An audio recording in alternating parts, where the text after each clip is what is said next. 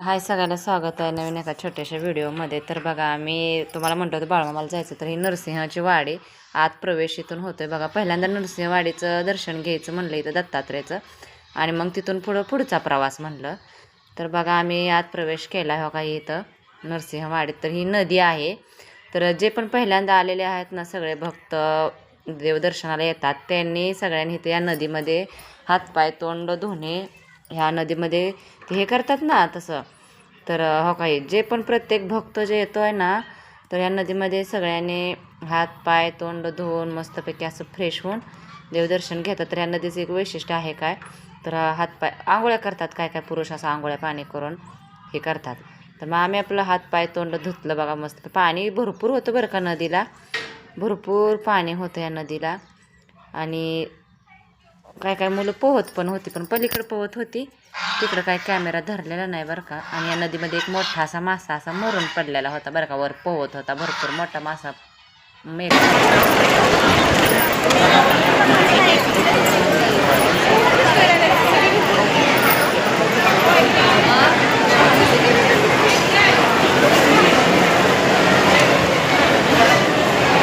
त्याच्यावर एक पाय चढून घे फोटो घ्यायचा. त्याच्यावर एक पाय नको तो फोटो गणपती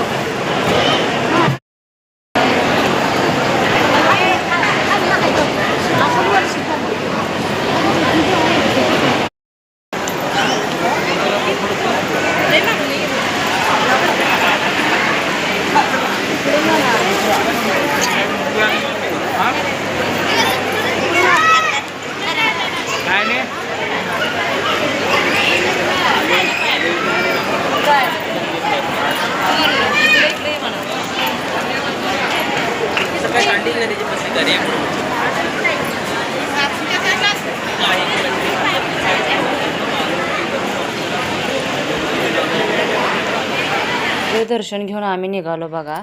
तर निघालो हे असं दोन्ही साईडनं.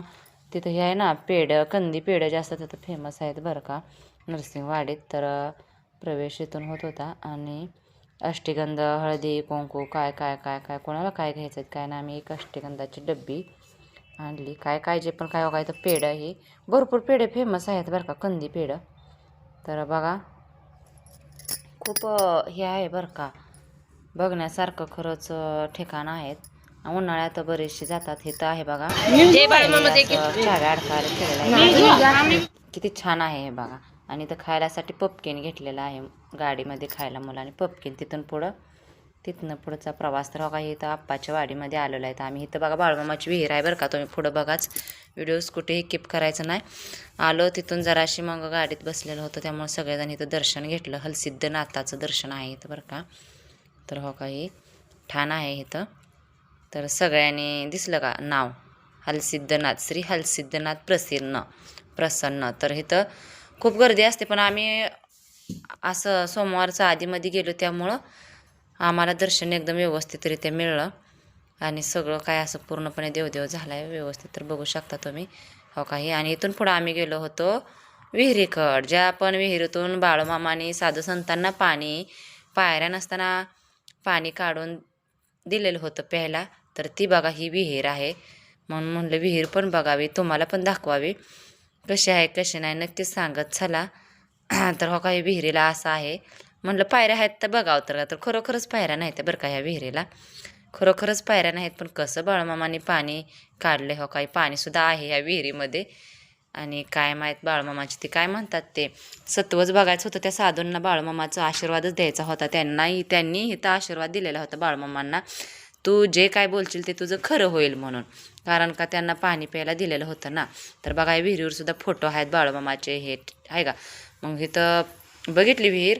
आणि हो काय कसं हे कडेडा बांधलेला आहे पूर्ण व्यवस्थितरित्या. तर हो काही मुलीसुद्धा बघतायत विहीर.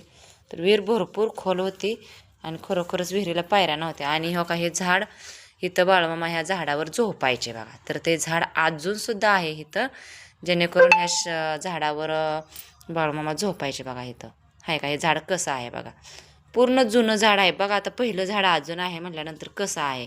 तर असे म्हणत होते की ह्या झाडावर बाळूमामा झोपायचे म्हण पहिले. तर ते काट्याचं हिंगून असते ना, त्या हिंगणाचं झाड आहे, पण आता त्याचं ते पाला हे पूर्ण हे झालं आहे बरं का. आणि हे झालं आहे तरीसुद्धा हे झाड आहेच.